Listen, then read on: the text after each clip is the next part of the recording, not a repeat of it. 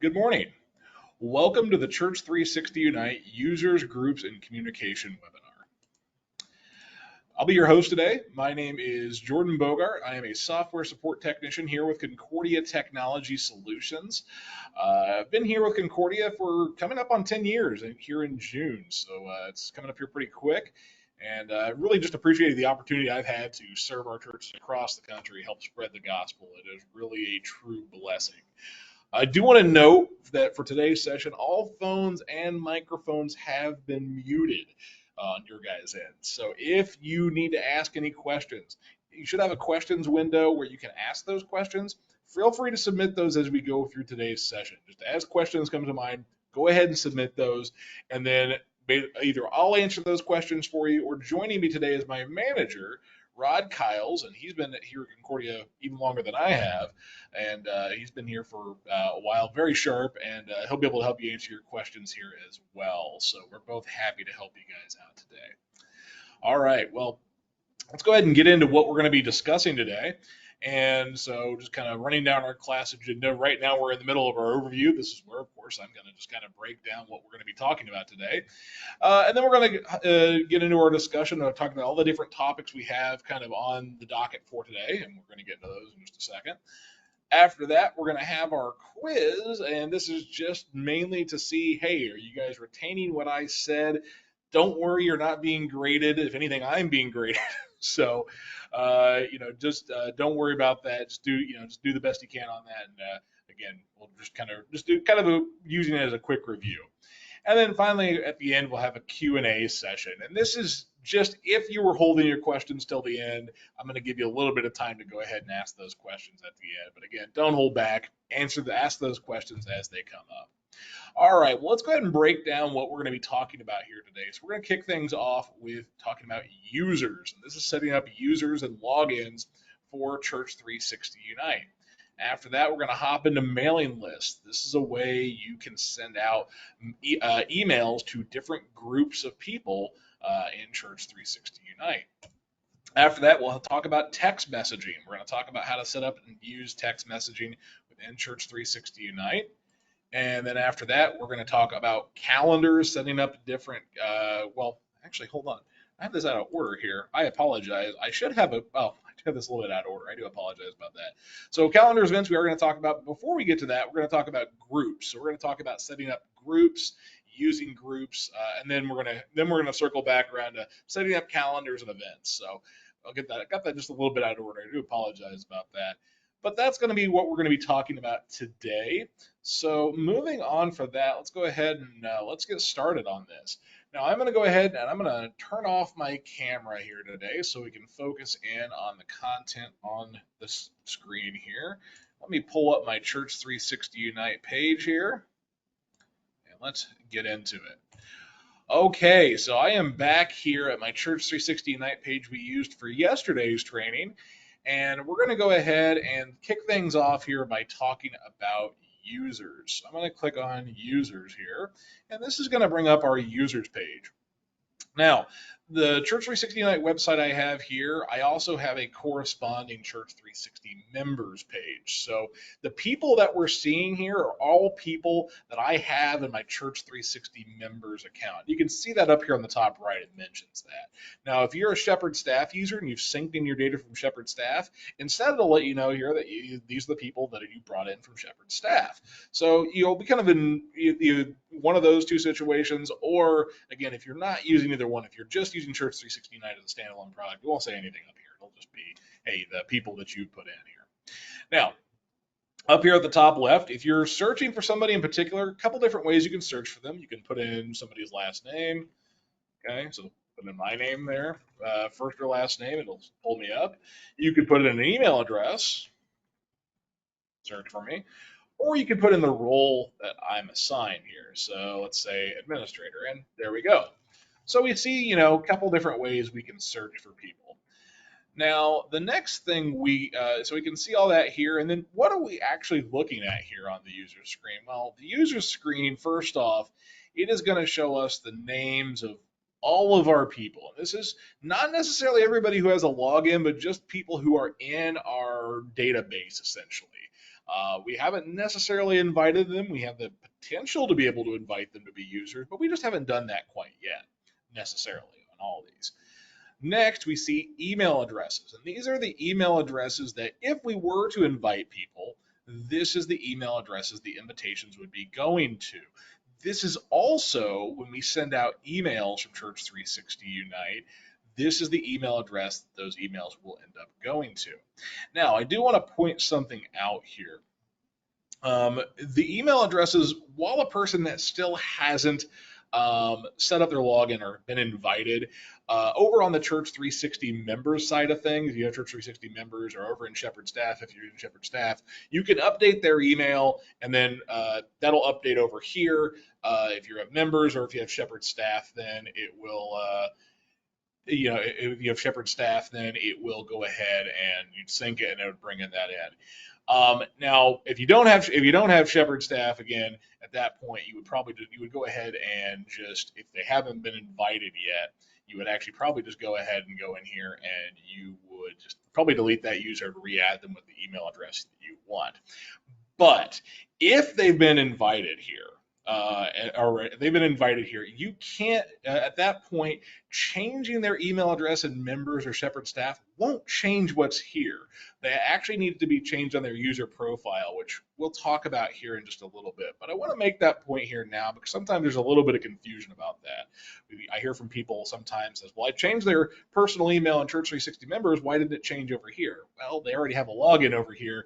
And so this is essentially because this is their login email. It's not going to change over here unless they go in and change it themselves. Okay. Now, next up here, we have the roles section. This is talking about the role that this person has in Church360 Unite. Essentially, there are 4 different roles, and these different roles kind of represent just different things here in the system. We're going to talk about those different roles here in just a second. Next, we get the last sign-in. Now, the last sign-in, it represents actually 2 different things. First off, if a person has established their login and they have a login and they're using it here, it will tell you the last time they've signed in. So I signed into the site just about 13 minutes ago. Now, this is actually talking about when they actually put in their username and password specifically. So if they've just stayed logged in, it's going to look like they've maybe not logged in a while, but maybe they actually are still logged in. They just haven't actually physically logged in a while. Now, the other thing you would see here is the last sign-in. For last sign-in is if you've invited somebody to Church360 Unite, but they haven't accepted the invitation yet, it'll tell you about how long ago that the invitation has been sent out to that person. So you can see I actually invited Rod to my site, and not just yet, he hasn't actually responded to that invitation. And so, that's why it's saying it's been some time here. Now, if it's been a while since that invitation has gone out, it's possible that invitation has expired, or maybe the person just lost the email.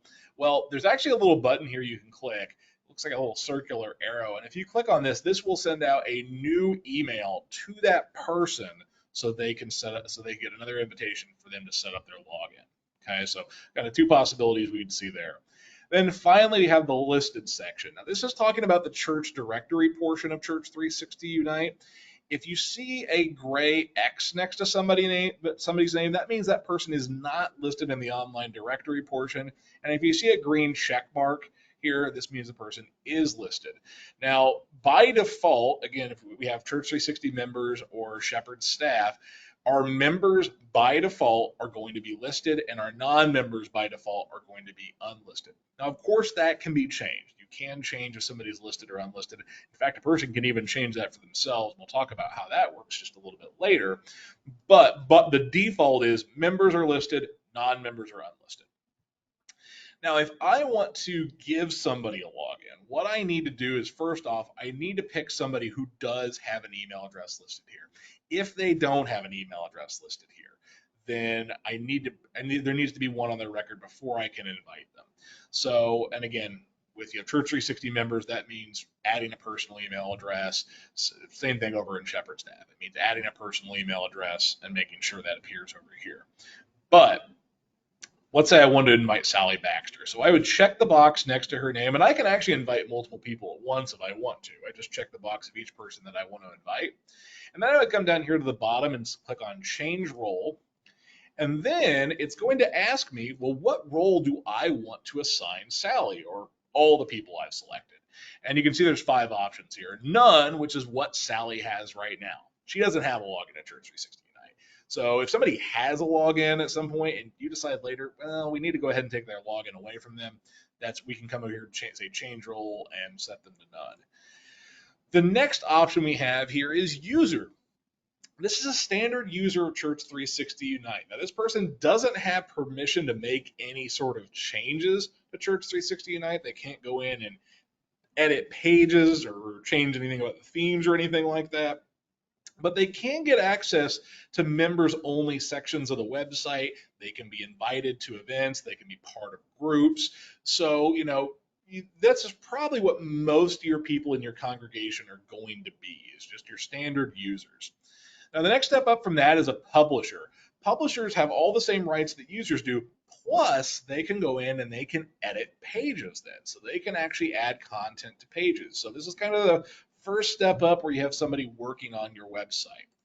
The next step up from that is a designer. Designers can do everything that publishers can, plus they can go in and they can actually work on the themes. They can go into that themes tab, they can work on the theme itself, they could go into the customizations, the styles, even if you have the edit option turned on and work on the code, they could do that.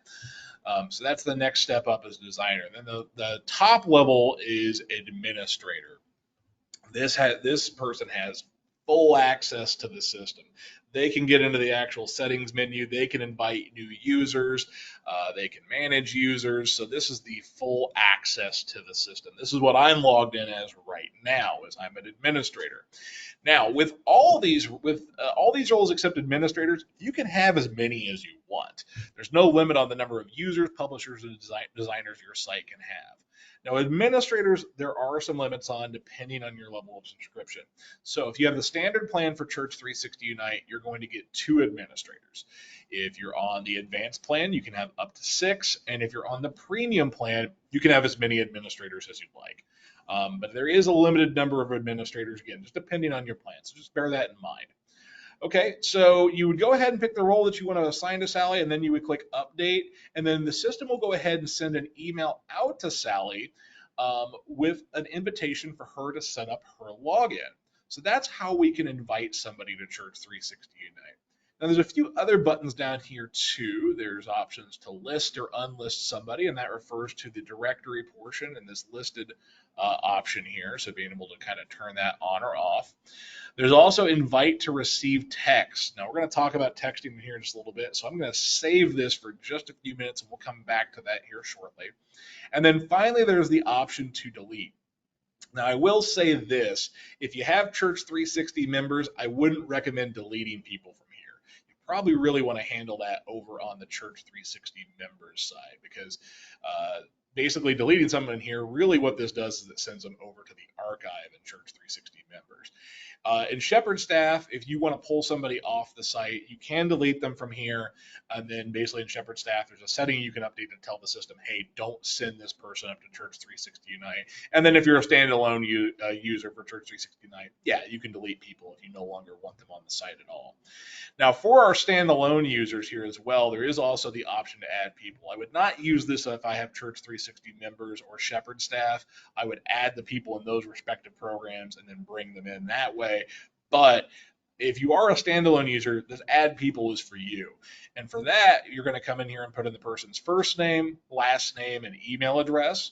Now you can actually add multiple people at once here. There's a CSV template you can download, and it's just a quick spreadsheet, and this is what it looks like. Literally all it's looking for is first name, last name, email address. And so you'd fill all that in, and then you could quickly import from CSV button, and this would let you find your CSV file and bring that in and click add, and then it would add all those people for you.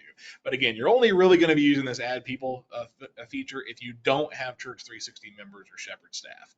Otherwise, I would avoid it. Okay, now you can also, I just forgot to mention, you can sort you can sort your user's view just by clicking on the column header that you want to sort by here.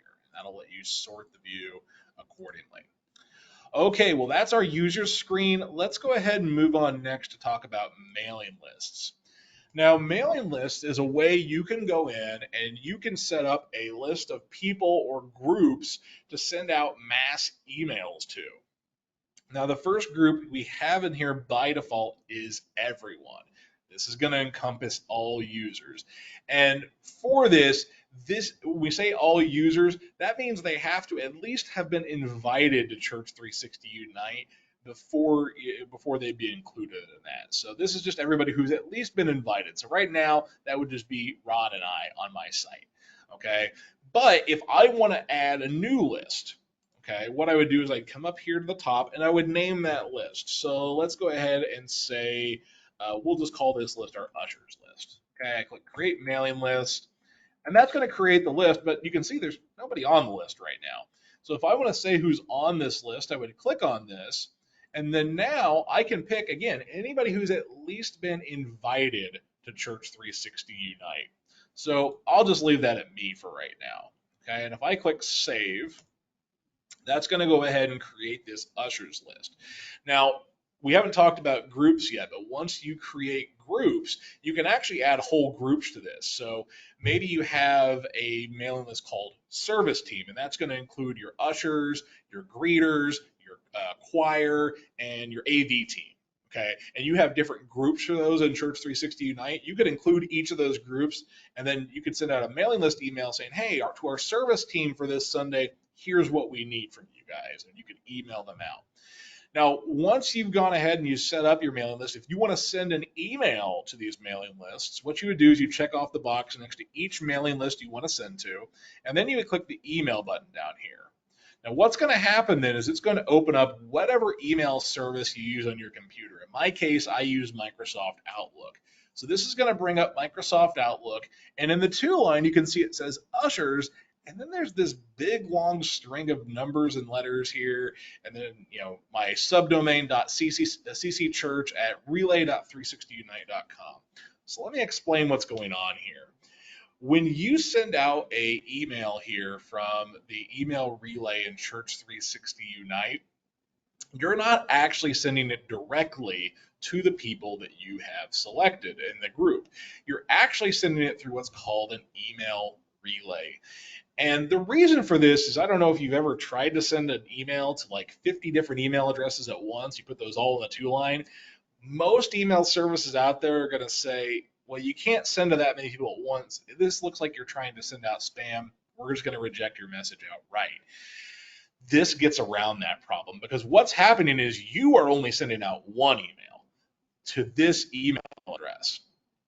And that email is then going to our email relay server, and our email relay server then recognizes, well, this is all the people on this mailing list, and we're going to go ahead and send that email out on your behalf. Now, the nice part about this is it goes out as a blind carbon copy. Nobody else is going to see who's on the email.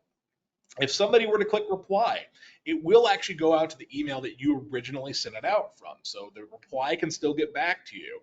And so, there's a lot of advantages to this. It allows you to quickly and easily send out emails. But you would write this email just like you would any other email. You'll put in the subject line, you'll put in the body of the message. You could even add attachments. And that's going to let you go ahead and send out mass emails from Church 360 Unite. Okay. Let me go ahead and close that out. So that's how we can use mailing lists. Let's head down to the communication tab here next. Now, with the communication tab, this is going to show us anybody who has actually completed their invitation here. That's the only people we're going to see here. This is how we can individually pick who we send emails out to. So if we want to hand pick just a few people, we could do it from here. This is also where we're going to send text messages from. And that leads me to my conversation here about texting. So let's talk about how we can set that up. I'm going to go ahead and first off, before we can set up texting, I need to go back to my settings menu and I need to go to the texting tab and enable the public opt-in page. So to explain briefly how text messaging works here in Church 360 Unite, Before we can send anybody a text message, we have to get their permission first to be able to send them a text message. Unprompted text messages don't tend to go over too well. If people don't know the phone number it's coming from and they didn't expect it, they just don't tend to go over very well. So what we have is an opt-in process. And how this works is we turn on our public opt-in page, and then when I go back over to users, I would go ahead and I would find who I want to invite to receive text messages. So let's go ahead and invite me. Well, it says I don't have an email address, and I'm like, I don't think that's true, but I'll have to look into that. But what's supposed to happen then is it says, okay, yeah, it's going to send me an email to send me to an email to receive text messages. And then what will happen then is I will get an email here, and the basic gist of that email is, hey, your church would like to invite you to receive text messages. It'll have the name of your church. If you would like to receive text messages, click on the link below. Well, then what would happen then is person would go ahead and click on that link, and then it's going to ask them for their cell phone number. So they would punch in their cell phone number, and then it's also going to ask them for their name. So their name and their cell phone number both. That's what it's going to ask for. Then what's going to happen on their end is they'll get a text message, and it's not going to be the church's phone number. It is a set phone number, and that's where all the text messages are going to end up coming from. So you can tell people once they get that text message, they could even save that in their phone as like the church's texting line. But they would go ahead and they would save that. They would go ahead and once they get that text message, it's going to ask them if they would like to receive text messages from the church. And if they reply yes, then at that point, they've done everything they need to do to opt in to receive text messages from the church. Now, as an administrator, then you'll need to make sure you come over here to the activity texting opt-in page, because then what you're going to see here is you're going to see the name that the person submitted on that web page, the phone number that they submitted on the web page, and then there'll be a drop box here where you can pick which user that matches up with here in Church360 Unite. And then at that point, that's going to make the connection between that user and that cell phone number, so you would have the ability to send that person text messages. So that's how the opt-in process for text messaging works. So once a person is opted in, when we head back over to the communication section, their phone number would show up here, and then you could check the box next to their name or next to all the different people you want to send text messages to, and then you would click send text, and it'll let you know if anybody in the group you've selected doesn't have an opted in phone number. You'll choose the kind of message you're sending out, and then down here, you would go ahead and you would write your text message. Now, these text messages are intended to be short, so you only have 160 characters to write your text message out in. But you would go ahead and you type in your text message here. There will be a send button then at that point. That would send out the text message to all the people that you've selected, and that's how you can send out text messages. So a quick and easy way to communicate with people, but they do have to go through that opt-in process first. So, if you need help setting that up, contact our support team. We're happy to help you get that going if you're just not quite sure about any of those pieces there. Okay, well, that is our communication section, and really that wraps up the users part of the training. So let's go ahead and let's move on to talk about the church directory portion of Church360 Unite. So the church directory that is actually on a page specifically called members here. This is a members only page in Church360 Unite, which means you have to be signed in to Church360 Unite in order to be able to see it.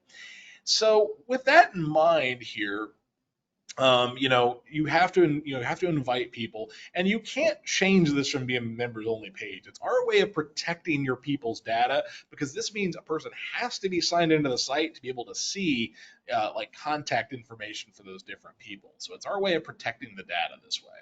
So let's go ahead and head over to that members page. And this is what the members page is going to look like here.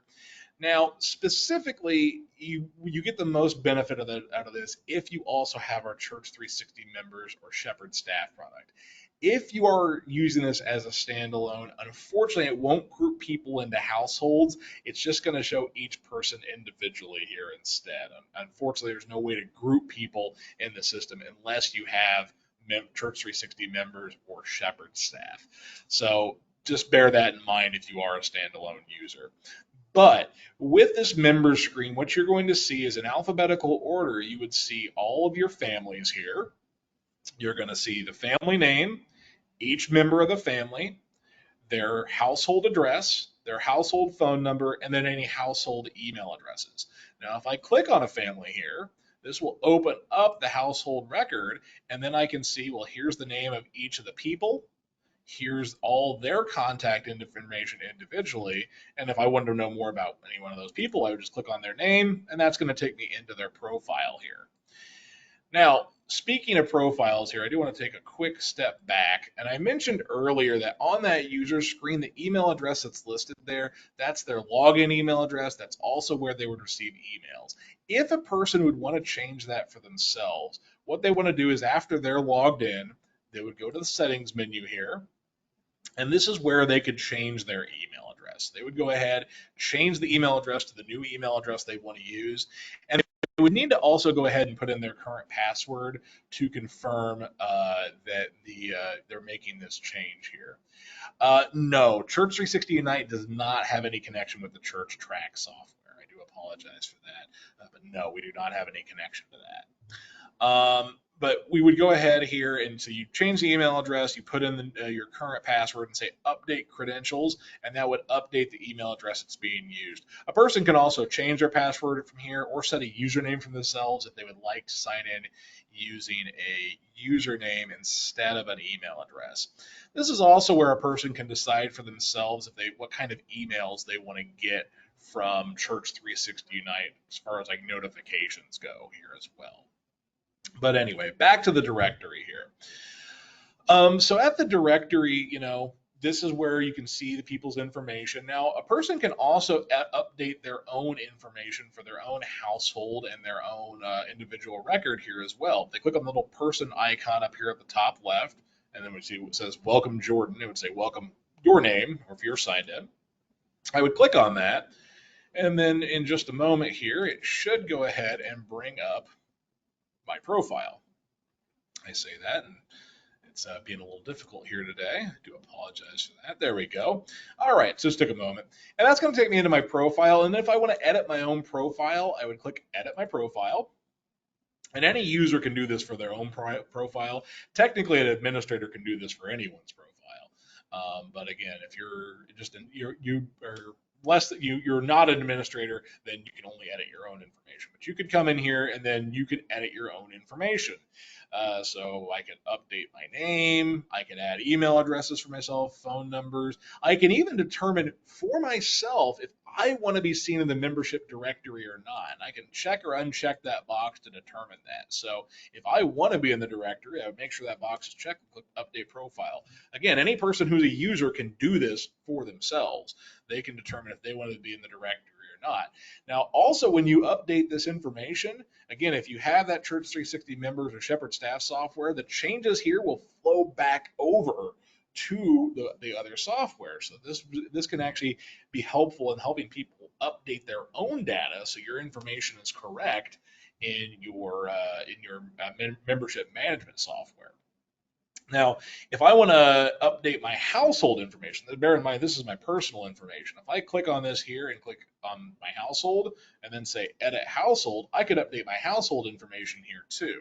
I could change the family name, the permanent address for the household, phone numbers, email addresses. I could change all that. And then when I'm done here, I click update household, and that would make any changes to my household then at that point.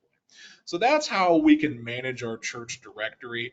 Now, the church directory that we have here in members, this isn't like a directory that's intended to be printed. Sometimes we get that a question about, well, can we print this directory? This is meant to be a web-based directory. So your members can go in here on the web, look people up. So, I could type in like, let's do Brown here, and then okay, well here's Howard Brown. I found him here, and I needed to look him up. Well, here it is. I can find that way very easily then. So that's going to be, again, just a good way we can use, that's our church directory portion. If you go into a person's record here too, they can even upload a picture of themselves. They click on the picture, they could upload a picture from their computer, or if they have a picture in Church360 members already, it will just use the picture that's in Church360 members on their personal profile. So just bear that in mind also. Okay, well that's the directory portion of Church360 Unite. Let's go ahead and talk about groups now. So I mentioned last time that groups are almost like a mini website unto themselves for different groups that you might have at your church. So if I go ahead and pull up my pages menu, I want to go ahead and I want to add a group. So how I do that is I'm going to go to pages, I click on the add page button here, and this is going to bring up where I can add a page, and I'm going to go ahead and add in a group page here. So I'm going to create the page, and then I need to name the page. So we're going to go ahead and call this we're going to make our choir here. So I'm going to make a group here called choir, and that's going to create the group. And then I could go ahead and I could move that into my active menu items, or if I wanted to, I could leave it as an available menu item. Right now you can see it's members only, so that means I have to be a member of the group in order to see that here. Now you'll notice I can't actually change who can see that from here on the pages menu. There's a different way we do that with a group. So if I want to go ahead here and go into this group, again, I'm going to go ahead and click on the link down here, and this is going to take me to the group, the group page for the choir. Now here at the choir page, I'm going to click edit page, and this is going to let me edit this group. And you can see it has a lot of the same options that our blank pages did during our last training. I can set the status of the page here, so I can publish it. I could change the URLs now, things like that. But I'm not really I could do that here. I could add content to this homepage too. This is using rows and cells, and I could edit these cells just like I could on a blank page. But what makes a group page different is you notice there's these options listed to the right here that have some different items. Well, I'm going to go ahead, let's go ahead and dive into these different items, and I'm going to start off in this edit this group section here. So I'm going to click on this, and this is going to bring us to where we can edit the group. Let's run down the different things we can do here. First up, you have the name of the group. So the title of the group, this is if you want to change the group name, you could do that here. Next up, we have the description of the group. This is just a brief description of what this group is all about. So let's go ahead and just put in a quick description here. We'll say this is the choir for Christ Community Church. And that's, we'll just leave it at that for right now. So that just gives us a brief description of what this group is all about. That'll come into play here in just a few minutes. Okay. Next here we have pages. So in addition to the pages we already have in this kind of sub-navigation, maybe you need to have additional pages on this group page for different things. And these would add blank pages to these group pages so you could go in and customize those and add additional content. So for something like our choir, maybe we need a music page, and this is a page where we'd upload different pieces of sheet music that we want to provide to our choir here. Let me refresh the page here. Try that again. Go add page. There it is. So I put in the name of the page, and so you can see that there's that music page. And if I check the box next to it, now that's an option here in my drop list of pages. And this is a page that I can now go to and add content into. So again, like our music page, we'd upload different pieces of sheet music for our choir members to download and practice then. So I'd have that. Now, once I've done that, I'm going to click Update Group just really quickly to save my group, and then I want to come back to edit this group. The next thing I want to show here is this group details are visible to. This is controlling the visibility of the group, or essentially who can see what parts of the group here. So you can see there's for each page of the group, there's a different set of options we see here. There's no one, which means nobody can access this page at all. That's only available for two different pages though, the discussion page and events page. Only group leaders means you have to be designated as a leader of the group to be able to see this page. Only group members You have to be a member of the group in order to see the page. Only Unite users, this means you have to be logged into Church360 Unite, but you don't necessarily have to be a member of the group. And then everyone public, that means anybody who comes to the site, even if they're not logged in, could see this page. Okay. And then you would go on down the list. So maybe for the home page, maybe we're not too particular if anybody can see the home page. That's fine. If people aren't logged in, they could still see the home page here. But then the discussion board, well, maybe we want to restrict that to just the members of the group. We don't need everybody seeing the discussion for the choir if they're not part of the group.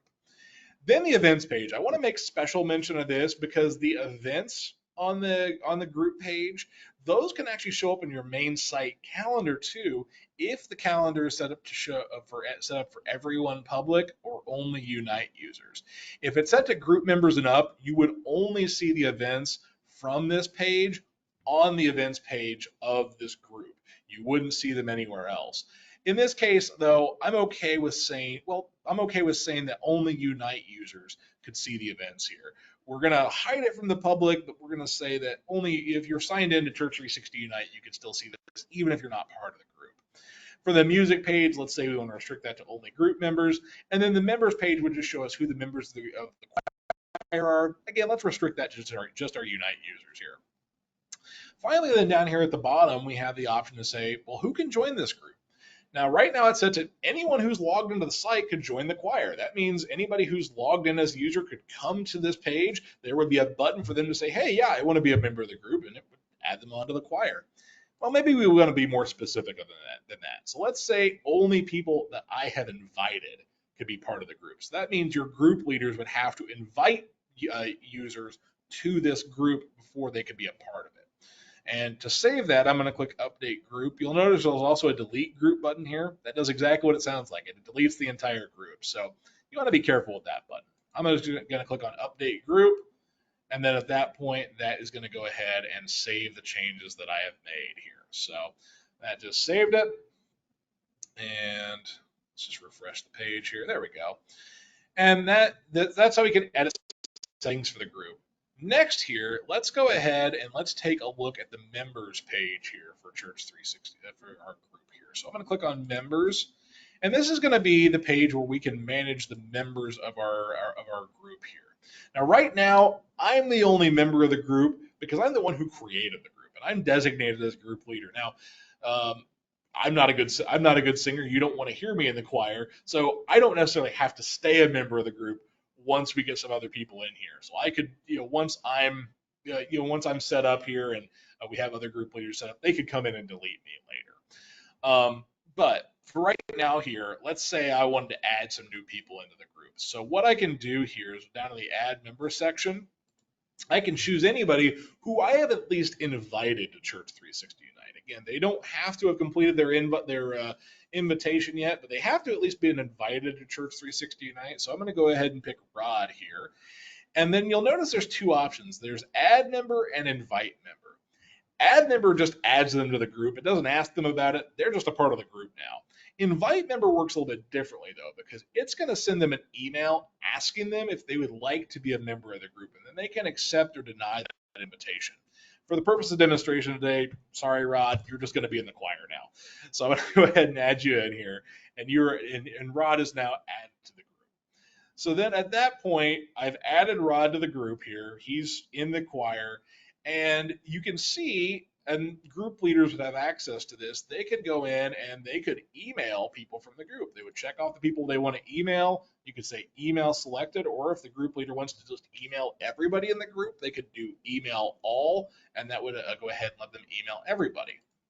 You could also here change somebody's role within the group. So if I say change role, I could say, well, Rod, I'm promoting you to be a leader now. And so now Rod is also a group leader within the choir. That means he would have access to add new members, remove members, email members, have access to different group leader only items we'll talk about in just a minute.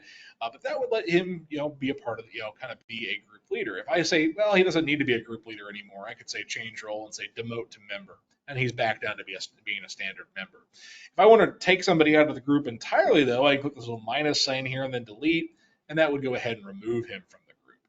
There's also a request section here. Now remember that we said it is by invite only. Well, even with a page being group being invite only, members of your church, if they can access the homepage of this choir, there is still an option to say, hey, I want to request to be a member of the group.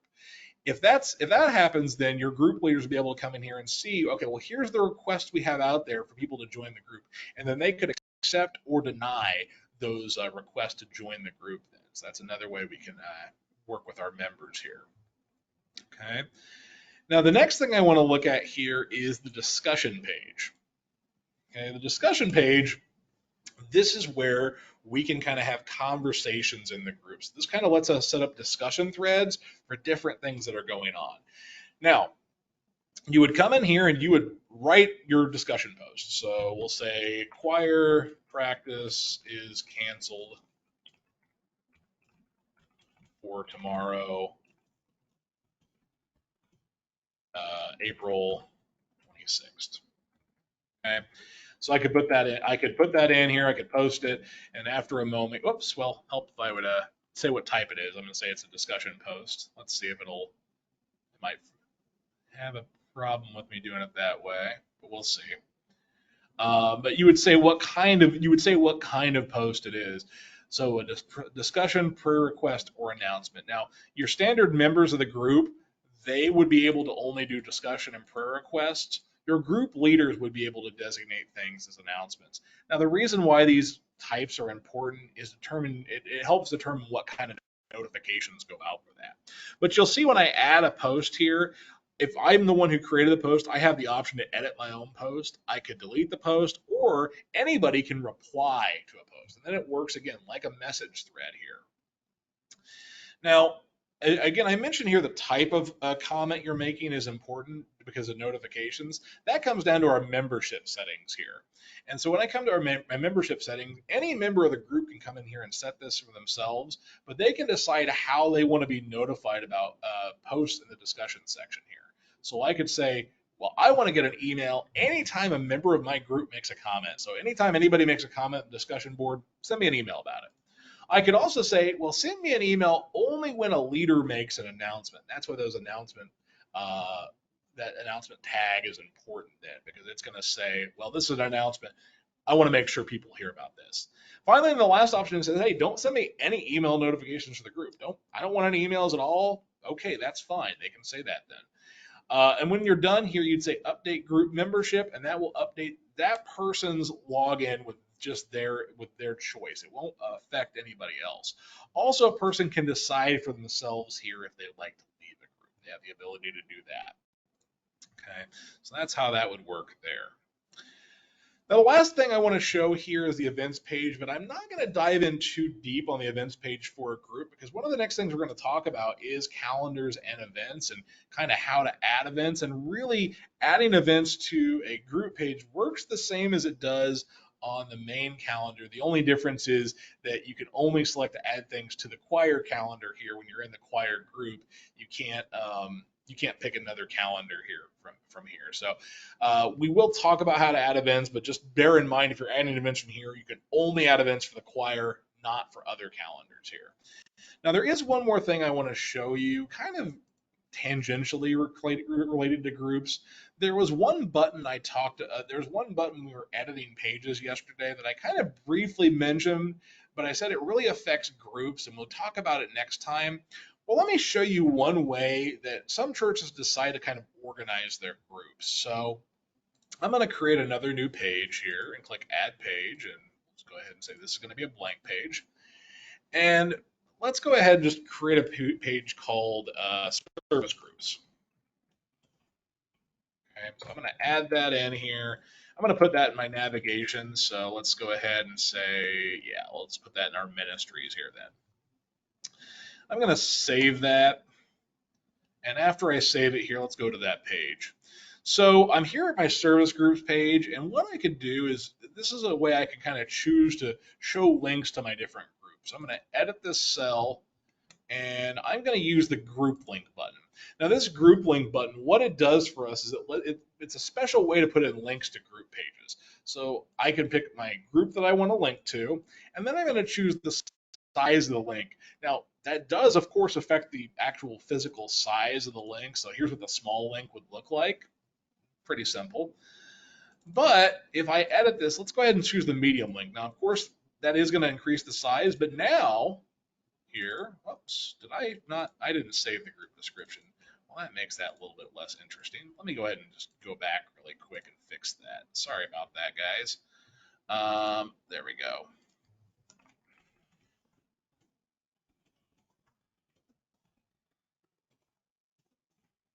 There we go. Save that. All right. Let me go back and try that again. I do apologize about that. But if I add it, so now with that medium size link, that actually includes that group description that I had put in earlier. Now the large one will also include that description. It'll get bigger, but it'll also tell us who the group leaders are. So where I see a lot of churches use this is if they have like different Bible study groups for different areas. Like this is the Jones Bible Study Group. It meets at Bob Jones's house on such and such address, and leaders are Bob and Julie Jones at that point. And you could show, and it would show you who the group leaders are. So this is a good way to kind of display your groups and give some people some information about them even before they click on the link. So this is a great way to do that. Okay, well, let's go ahead now and let's move on to talk about calendars. So I'm going to go to settings here and let's go to calendars.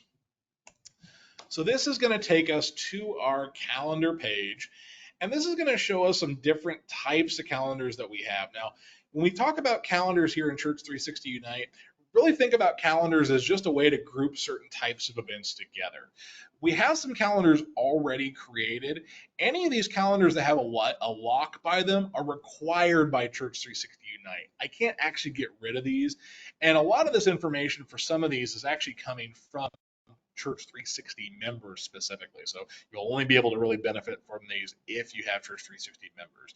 Those calendars are going to be the pastoral visits calendar, birthdays, baptisms, confirmation anniversaries, deaths, and wedding anniversaries, because all that is coming from the membership data over in Church360 members. So if you have Shepherd Staff or a standalone version of Church360 Unite, you're not going to be able to take advantage of those, unfortunately. But these are all different types of calendars for different events that you'd have going on at your church. You might notice here that you have your choir down here, and it has a little group icon. So that any of your group calendars are also going to show up here. But if we want to be able to see these different calendars on the events page, what I have to do is I have to control who can see those here. So like, let's say I go to the worship calendar here and I click on it. I want people to be able to see the worship calendar. So I need to decide, well, can nobody see it? Can users of Church360 Unite see it? Or can anyone who comes to my site see it? For my worship calendar, I want anybody to be able to see it. I want everybody to know when our different worship events are going to be. Now, you also might have noticed a green dot next to all these calendars here too. That's the color that the events will show up as on the events page for this calendar. So maybe I want my worship events to show up here in purple. So I'm going to select that here. That's going to let me, so any of my worship events are going to show up in purple here then. Now, you might have noticed here next to the group calendar for choir, it says disabled. I can't change the visibility of the group calendar from here because if you think back to working on the group, you got to determine over there who could see the events page, and that holds true over here into the calendar. So that means you have to go ahead and adjust the visibility for group calendars within the group itself. Now, if I wanted to create a new calendar, I'd come up here to the top. Let's say I want to add a youth calendar. I'd come up here and type in the name of the calendar. I click create calendar, and that would create it. Let's say I want to make that youth calendar blue, and I want to make that visible to just the users here. I could also click on this calendar and change the name here too if I wanted to. Okay, and that's created it. If I want to get rid of this calendar because I'm actually not using it though, I come over here to the right, click on this little circle with the minus sign, then delete, and that would get rid of it. You may have also noticed an option down here at the bottom that says include events from my Google Calendar.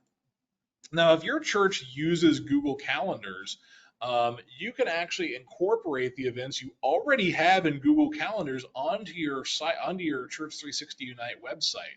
How you do that is you check the box down here, and that's going to bring up this password, this window pop up here, and then I would go ahead and I'd put in the email address of the Google account that I want to connect to Church360 Unite. So I would put in that email address, I would click next, I put in the password, and then what that's going to do is that's going to take all the calendars on that Google account and that's going to make them available here in Church 360 Unite. Now, if you're going to do that, though, you do need to make sure over on the Google side that those calendars are set to be visible to the public. Because if you set them up and you log in and they're visible to you, you'll be able to see them just fine. But anybody else who comes to your site, even if you have the visibility set right over here in Church 360 Unite, still wouldn't be able to see those because they're not logged into your Google account. So make sure on the Google side those calendars are set to being public here. Okay, so that's our calendars here. That's how we can set up our calendars. Now we need to talk about actually adding in events. So let's talk about it. I'm going to go ahead and close the calendars view here, and let's actually go to our calendar page. So I'm going to go over here to calendar, and this is going to bring me to my calendar page. Now, I already have some events here in the system because, again, the calendar between Church 360 members and Unite are shared. So I already had some events going on over there.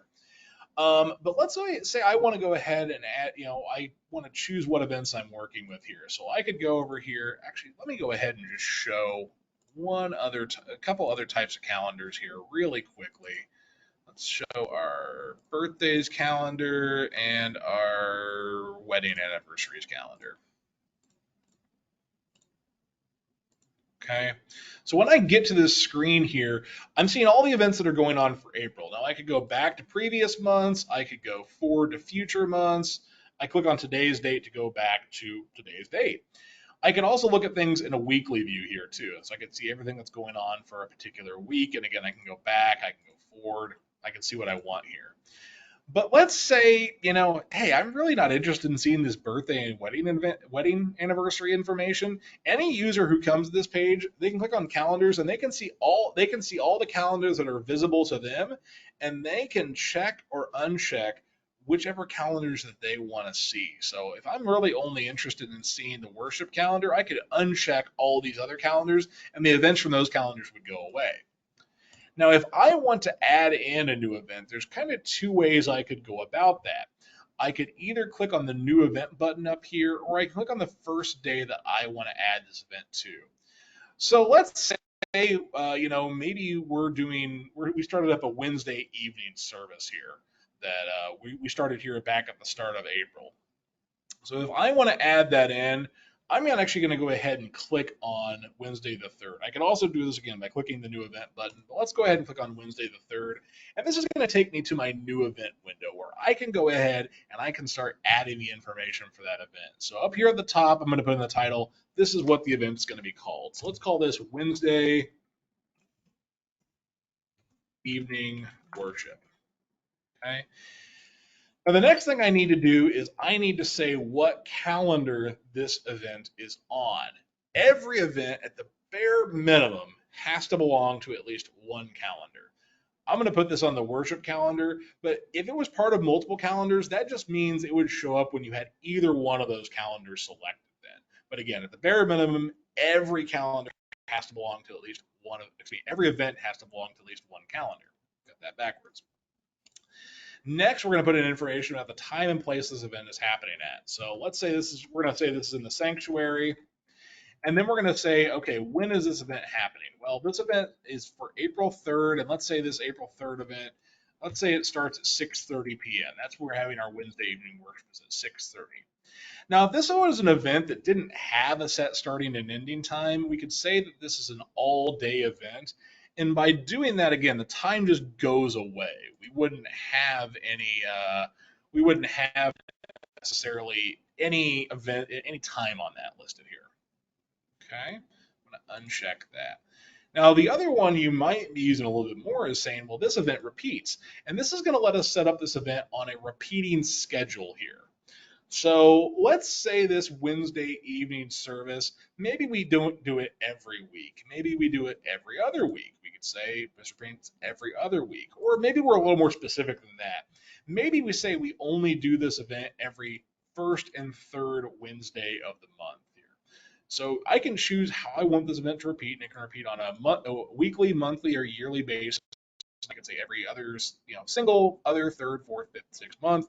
But I'm going to say every single month on, let's say, the first Wednesday of the month and on the third Wednesday of the month. So then going forward, repeating, this is going to be where we could go ahead and actually determine how this event repeats. Schedule starts. This is the date of the first event of this repeating series. And if this is just going to go on indefinitely, we don't need to worry about the schedule ends after box. But if this is only going to run on for a certain amount of time, let's say we're going to run this throughout the summer then. So let's say the last time we're going to do this is going to be August 21st. That's the last time we're going to run this event. I could set that up here. Okay, so it would repeat through August 21st, then after August 21st, it wouldn't repeat anymore. Then you can put in a description. This is just notes about this event. Bear in mind if this event is repeating, these notes are going to be copied to every instance of the event. Okay, and then here in Unite, we can invite people to these events. So if I check the box says I want to invite people to this event, I would check the box. And this is going to let us invite anybody, even if they've been invited or not, who has an email address on the user screen to attend this event. So you can check off all the people that you want to invite to the event. There is select all and select none options here too. And you can pick, who you want to invite, and that's going to send them an email after you create the event with an invitation to say, hey, I'm going to be coming to this event. Now, if you're using the invitations, you can also set up reminders. So that way, if people said they're coming to the event, they'll get email reminders about that event, and ahead of time of when those events are actually going to happen. Okay, so I'm going to go ahead and create the event now. This is going to create this event, this Wednesday evening worship. And I see here, okay, the event has been created. And this takes me to the event page. Now, at the event page, people can say for themselves, even if they haven't been invited, they could say, well, hey, I'm going to be going to this event. And that's going to go ahead and put them into the participants for the event. There's also an add to my calendar button. This is going to let them add this to their own personal calendar. So if they're using like Google Calendars, Apple Calendars, or whatever calendar service they're using on their device, this would add this event to their own personal calendar. You can see there's also a discussion board here, so people can talk about the event, kind of what's going on there, and you can see all that. So that's how we can kind of add in an event. Now, after an event is added, we can see here, now it is here on my calendar's events every first and third Wednesday. And as I go through, you can see, okay, that's happening every first and third Wednesday. And we get to here and, all right, well, okay, there's the last time that event occurs. Now, if I need to make any changes to any of these events, let's say for some reason we need to adjust something here. What I could do is I could click on the event that I need to adjust and then click edit this event. And then I can make any changes I need to the event. I could update the time, I could rename it, I could say change location, whatever I want to do. And so, like maybe you have, July 3rd, you're going to have it out on the church lawn instead of the sanctuary because, hey, it's right before the 4th of July. You can do that. But when you make changes to the event here, if it's a repeating event, you're going to get these little options down here at the bottom. They're going to ask you, are you updating just this one single event? Are you updating all the events in the schedule? And that would include this event, the events that came before it, and the events that came after it. Are you updating all future events? So updating this event and every event that came after it in the series, but we're not updating any of the old events then. So kind of three possibilities here. There's also the option to say, hey, we're going to delete this event. And if I say delete this event, say we're deleting only this one single instance of the event, or we're deleting all events with the schedule, and that would delete that entire series of events. So you can pick for yourself kind of how you want to do that here. Also, there's a copy event button here, and this will let you copy this event exactly and then just make modifications to the copy then. So that's another good way we could update our events here as well. So that's how events would work. Let me see here. I got a question about events. Can an attachment be included when an event invite is sent? No, it is a pre-built message, so there's not any attachments that can be added to that event here. Okay, well, that's going to wrap up what I have here to present to you guys today. So then let's go ahead here, and the next thing we're going to go ahead and get into is we're going to get into our quiz here today. So what's going to happen with this quiz is you're going to see questions pop up on your screen, and you'll be able to answer those questions as they come across here. So our first question that we have today is, when creating an event, you can only invite users who have set up their logins for Church360 Unite to that event. Okay, I'm going to go ahead and put that question out to you guys here. So true or false, when creating an event, you can only invite users who have set up their logins for Church360 to that event. So I'll give everybody some time to answer that. You should have that question window popped up here now. So go ahead and submit your answer, whatever you think the correct answer is. I'll give everybody just another few moments to get that answered here. It looks like a little under half of us have replied. Okay. All right, just another moment or two. Okay, I'm going to go ahead and close the poll here. It looks like most of us have replied now. And so, with that, true or false? Well, the answer to that is false. Any person who has an email address listed on your user screen can be invited to an event that you create. This will let you reach out to people who may have not set up their Church360 Unite login just yet. So, they don't have to be a user of the site yet. You can still invite them to your events. Okay, next question up. Another true or false question. All right. So changing a personal email in 360 members or Shepherd staff will always change it on the user screen in Church360 Unite. Is that true or false? So think back when we were talking about the user screen and changing the email that was listed there on the user screen. Is that always changed when we update 360 members or Shepherd staff? So I'm going to give everybody some time to respond here. Looks like, again, a little over half of us have responded here. Okay, so looks like most of us have replied here. I'm going to go ahead and close the poll. And we were split about 50. We were split exactly 50-50 on this one. Half of us think that's true. Half of us think that's false. So let's see what we have here. Well, that is false. Once a user has established their logins, once they've replied to that invitation, the only thing that can change the email on the user screen is that user logging in and updating their login email on their personal profile. And that's where I went into my own profile here, and there was that email field, and I could go in and I could change my email there, and that's what would go through, and that would change the email address on the user screen. So just keep that in mind. Okay, next question. True or false? A user can list or unlist themselves from the online directory without an administrator making any changes. Okay, so basically we're saying, hey, a person can decide for themselves if they want to be on the directory. Is that true or false? All right, we have a pretty quick response to this one here.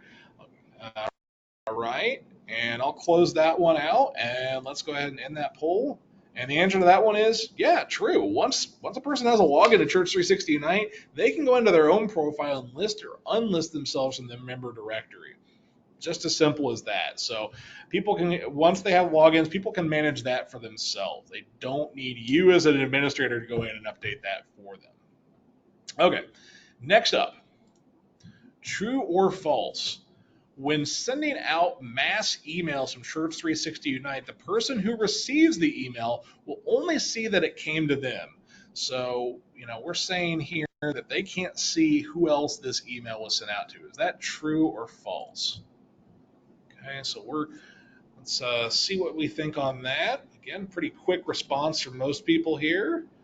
All right, most of us have responded here. I'm going to just go ahead and give it another moment or two.